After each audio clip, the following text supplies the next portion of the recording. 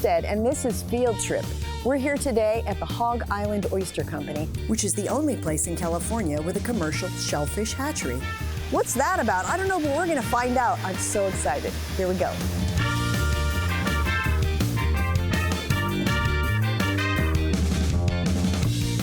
Hi, I'm Pam, and I'm so excited to be here at the hatchery. Hey Pam, my name is Juan.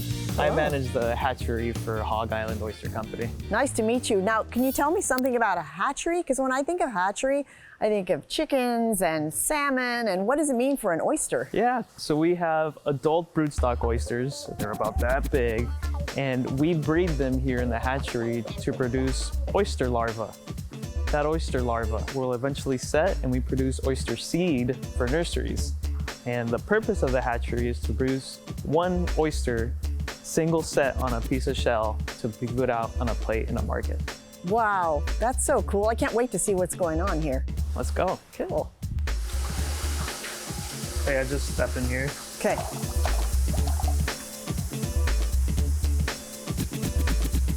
Welcome inside the hatchery, Pam. Oh, thank you. It feels pretty warm in here, Juan. Yeah, totally. What's going on? Well, what we do here is oyster larvae, when they're so young, they like the water to be a lot warmer. So we heat it up to about 23 degrees Celsius in here. How much is that in terms of degrees Fahrenheit? It's about 73-ish. So oyster larvae, the first month of their life, they're free swimming.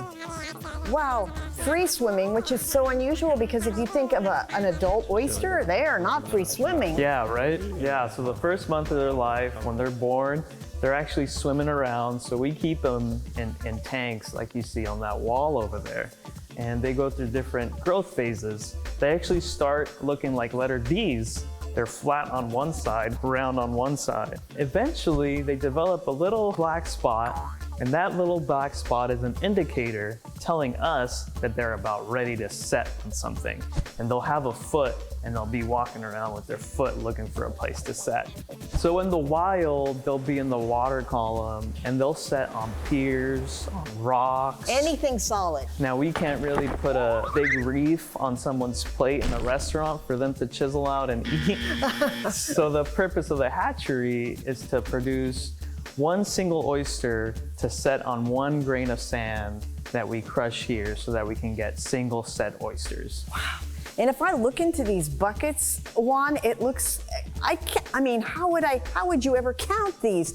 It's pretty intense, yeah. Yes. They're pretty dense in there. How many are in these buckets? Yeah, so there's about 2.3 million on one bucket, 6 million in the other bucket.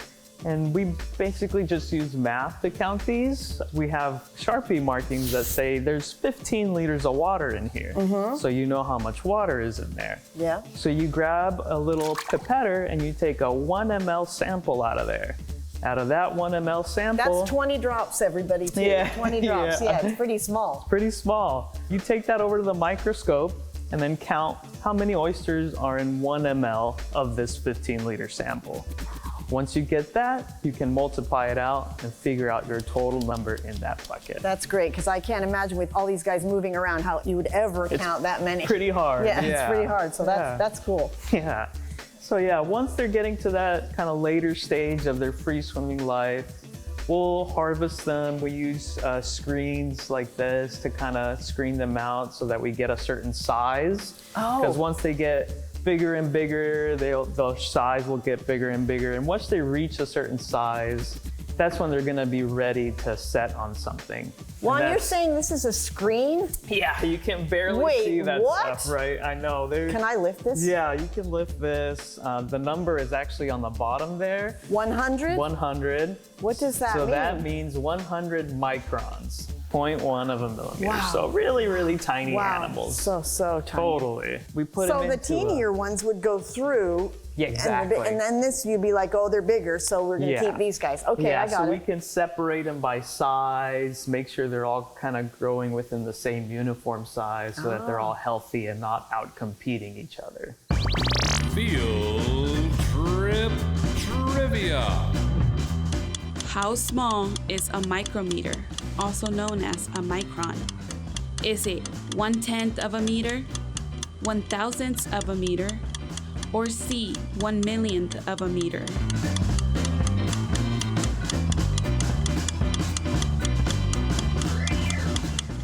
answer is C, 1/1,000,000th of a meter.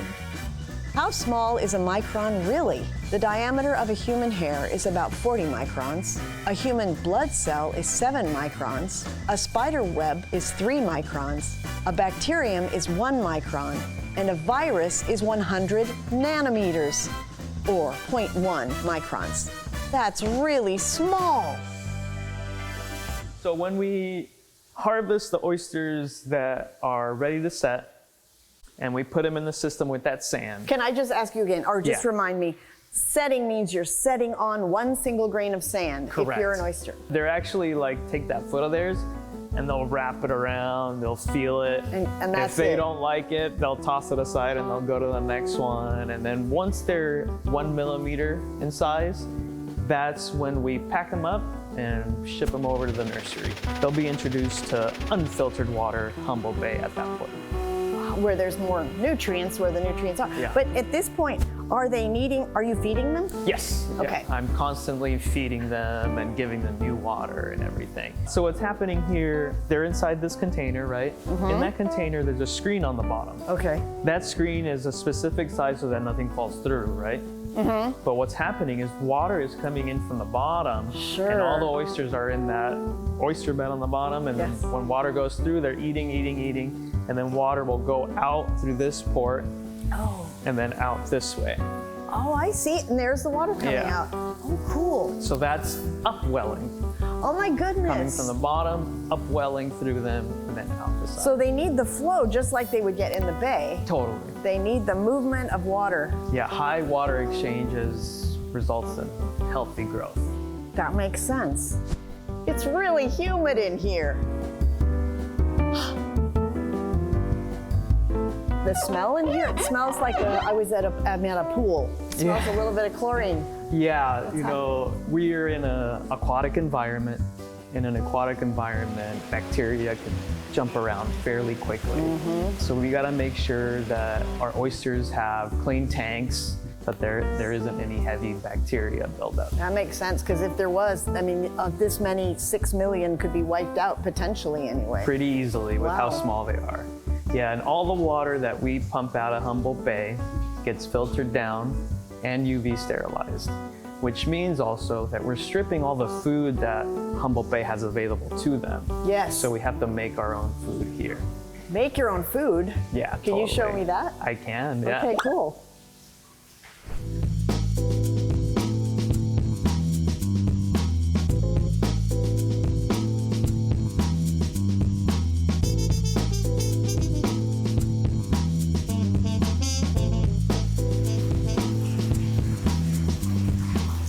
Well, welcome to the algae greenhouse, man. This is amazing. What the heck is all this? Pretty cool, huh? Yes. Yeah, so this is where we grow all the food that the oysters are eating. They're single-celled organisms that split, divide. They get denser, and they take up the volume that they're in, and they're eating all the nutrients that we're giving them. So they take nitrates, phosphates, very similar to terrestrial plants. These are all aquatic plants. So photosynthesis is happening in here, and to me it looks like they're brown, but Yeah. is there a green part to that? Maybe go ahead. Yeah, Or do they totally. have pigments that are brown? They kind of change colors as they grow. Oh, and okay. as they get denser and denser, they get more of this darker brown color.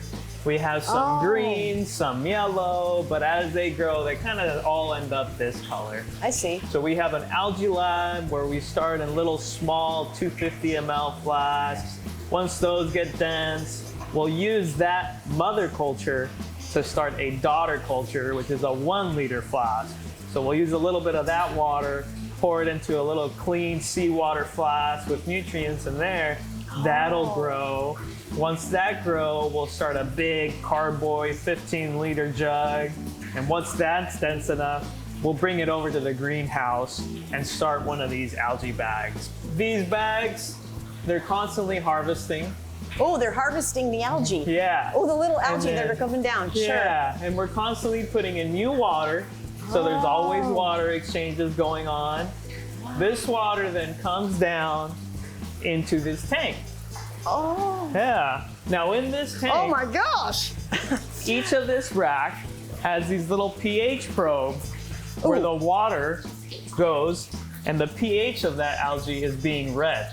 And so this is gonna fill up Yeah. to 2,800 liters? Ish, yeah. It'll fill Okay. up. Once we're ready to kind of pump some algae out of there, we'll turn the pump on and start feeding algae to the oysters in the hatchery.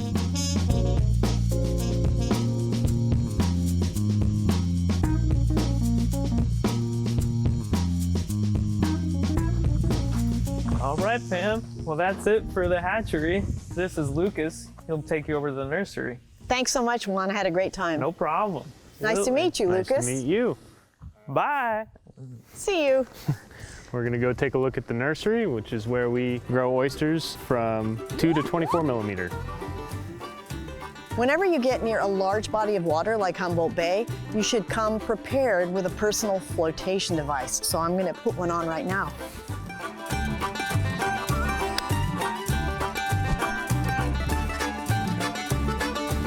This is the upweller barge. This is the first stage when oysters leave the hatchery. This is where they come to begin their residence out here on the dock. So here's the larger size.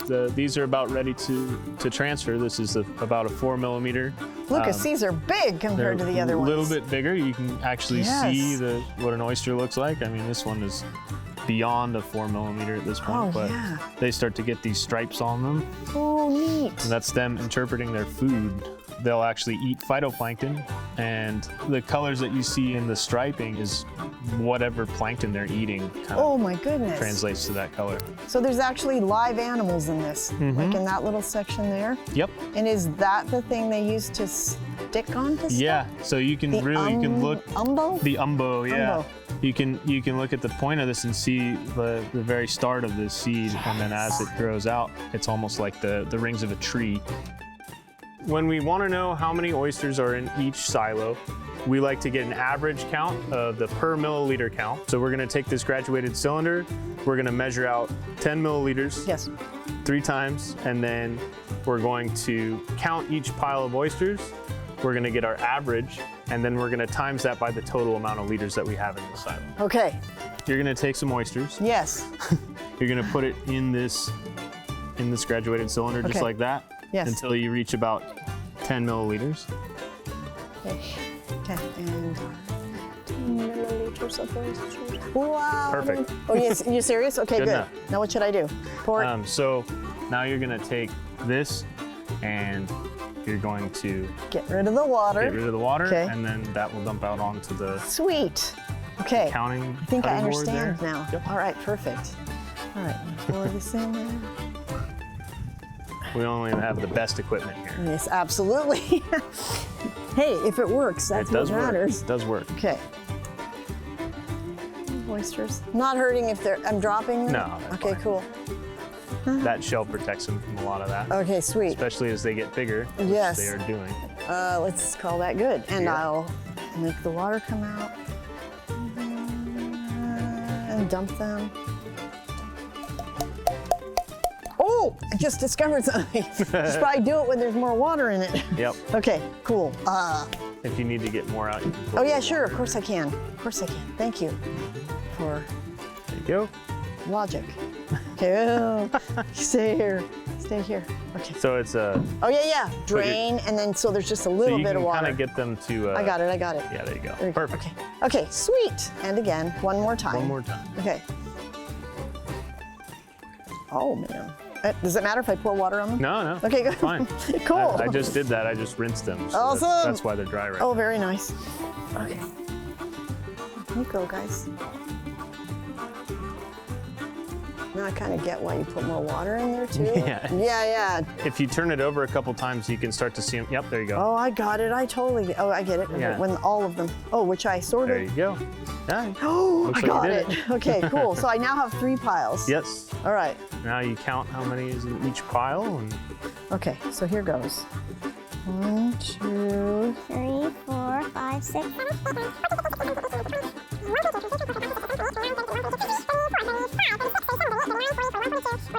5, 46. 47. 47. Okay, cool.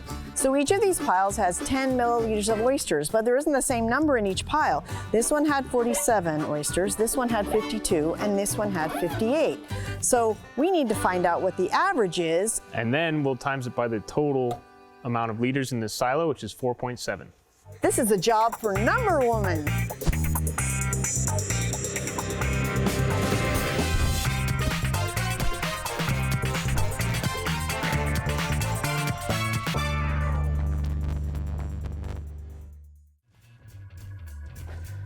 Pam, I do wonder how many oysters are in a 4.7 liter silo. Let's figure it out. So we know that we have 47, 52, and 58 oysters in each of the 10 milliliter piles. And it's easier if we make a unit rate and divide each of those 47 oysters, etc., by the 10 milliliters, which makes 4.7, 5.2, and 5.8. And if we want to find an average, we're going to add them up and divide by the number of piles we have. So we add them all up and divide by 3. Well, 5.2 plus 5.8, 5, 10, 11, plus 4.7 is 15.7. If we take 15.7 and divide by 3 on a calculator, what we get is about 5.2. And that's rounded, oysters per milliliter. And then what we know is that if we have 4.7 liter silo, what we can take is turn that into milliliters. So what we do is we're going to multiply that 4.7 by 1,000, which is 3 decimal places. So we get 4,700 milliliters of oysters, or milliliters, in that silo.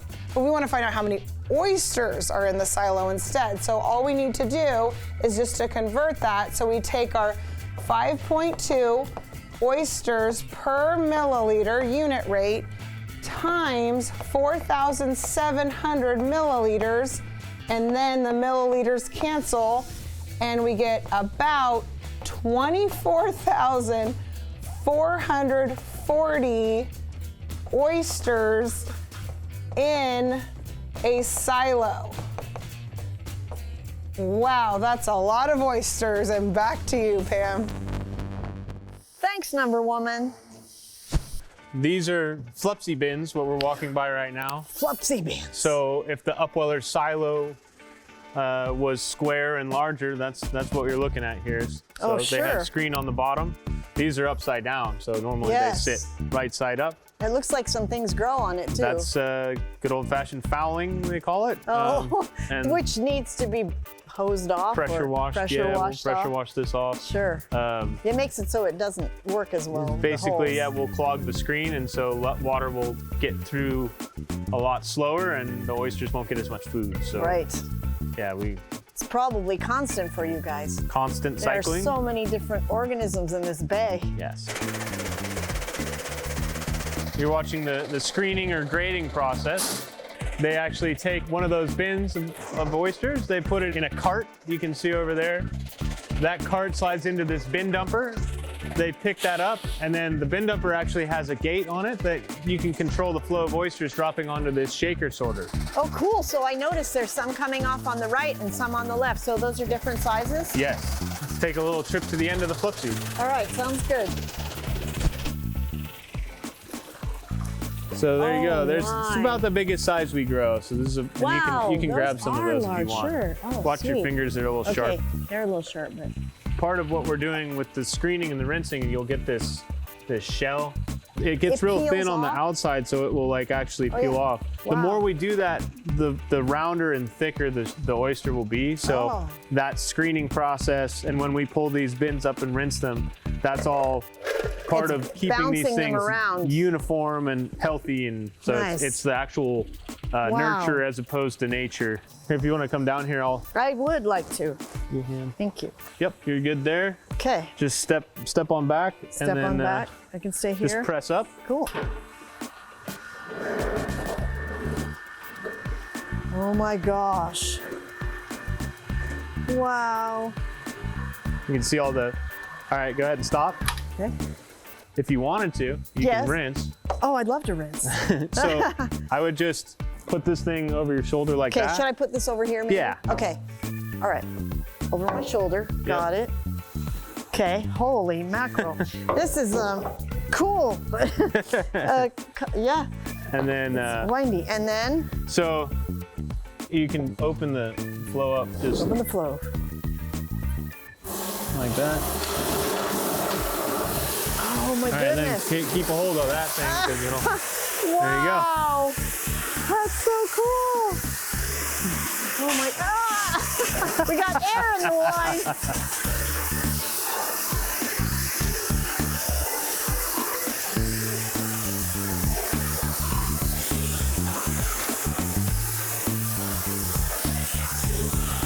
That looks very clean. Yeah. Thanks for showing me around, Lucas. I learned so much. Thanks for coming by. Appreciate it.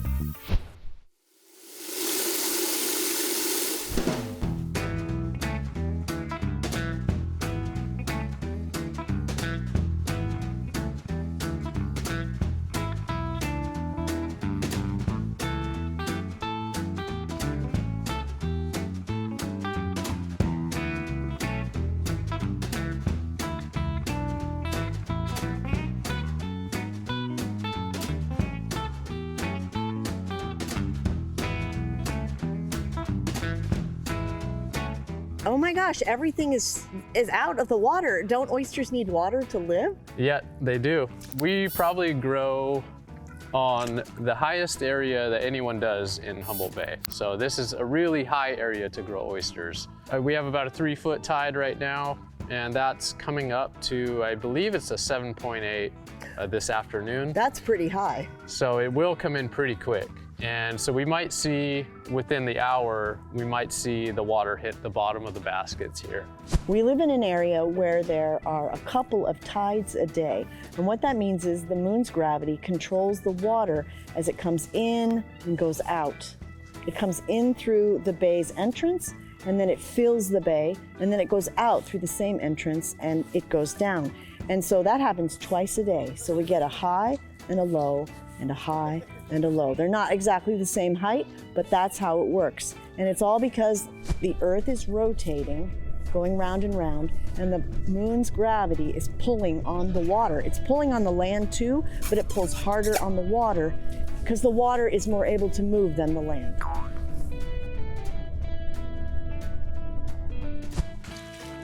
The Humboldt Bay is such a productive bay that we have to deal with lots of other organisms growing too. So there's competition for all that food, and a lot of that is barnacles. Yes. So yeah, so these are Kumamotos.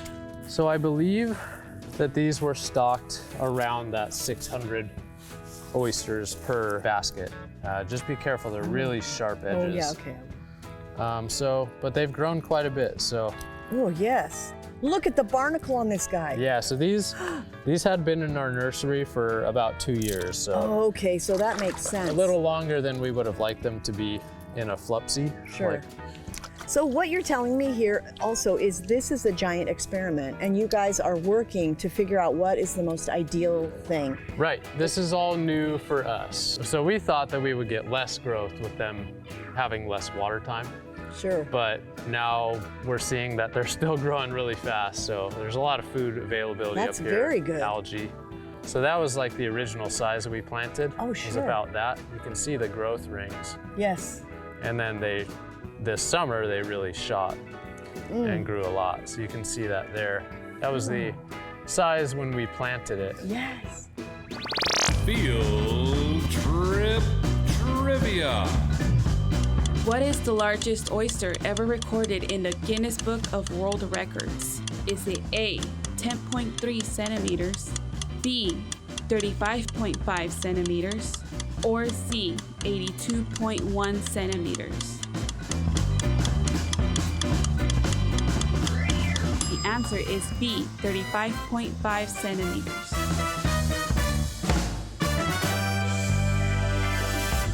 Warren, what brought you to this industry? It's very interesting.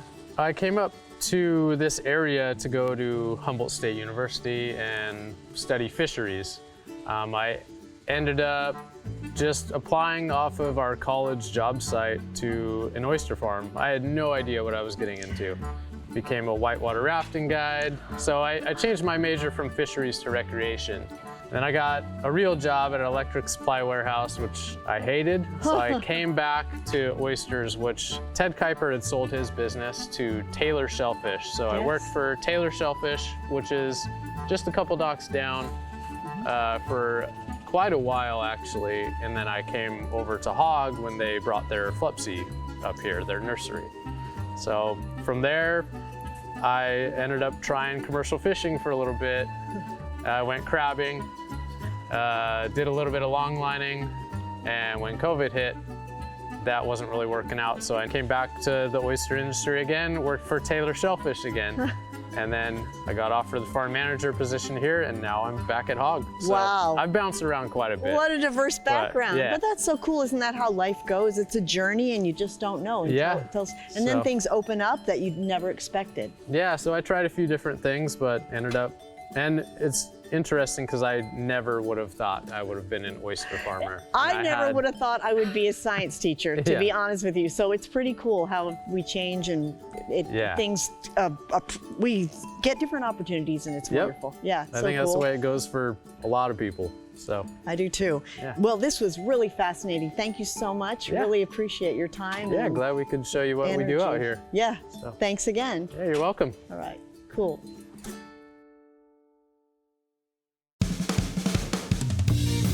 Heather, I want you to wave at Lucas and scream hello or yell hello. Hello! Awesome, thank you. Need help, ma'am? No, I think it's more funny if I don't have help. Oh. And You're watching Field Trip.